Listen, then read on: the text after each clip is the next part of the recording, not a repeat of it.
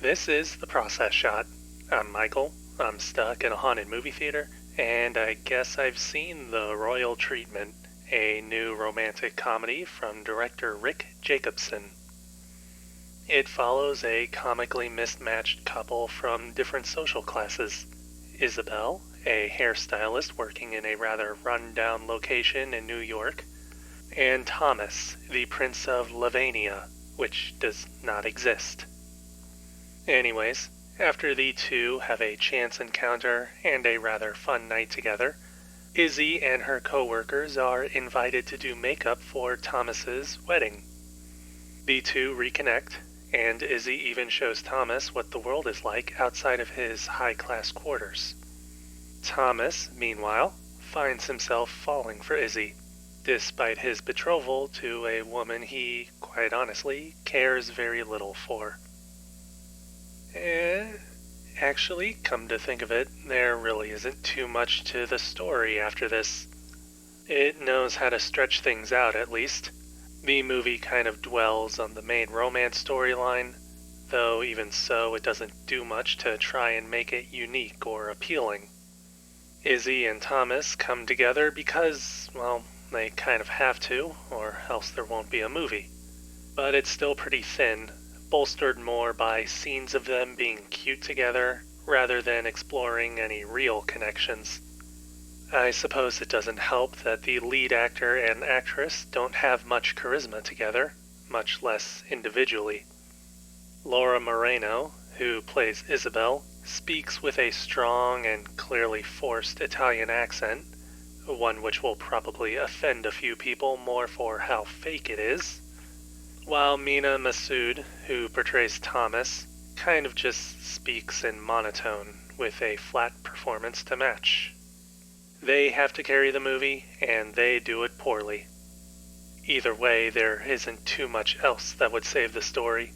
Most of all, its attempts at showing the differences in class, right down to Izzy literally taking Thomas to the other side of railroad tracks.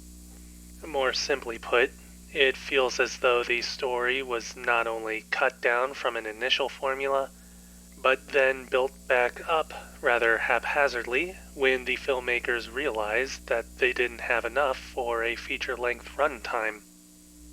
Anyways, as you can probably guess, the technical elements of The Royal Treatment are nothing worth praising either.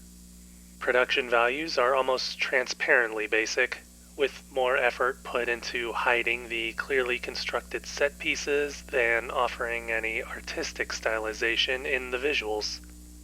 The locations that purport to be Lavanian royalty look more like museums from the outside, and even then, the rest of the film is pretty much all filmed on backlots or in relatively lavish sets.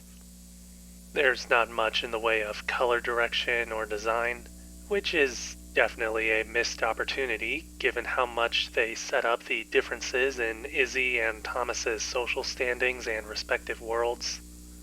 As for the film's music, it's also pretty lazy, with a number of songs inserted into the movie and promptly forgotten, though the one that does stick out is clearly designed to tell the viewer that the movie is now somber and emotional, since odds are that you've already become too detached from the characters to feel that way. All in all, there's some idea of a movie in here, but it fails on multiple fronts, most of all in its lack of charismatic leading characters. Any movie can have multiple faults if there's at least something or someone to look forward to, and this film chooses to ignore that idea. Why? I don't know.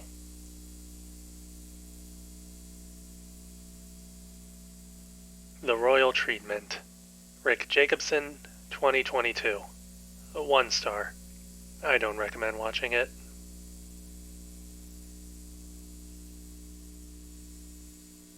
That's it for this review. If you liked it, leave a like. If you didn't, leave a comment. As always, subscribe to the channel for more reviews.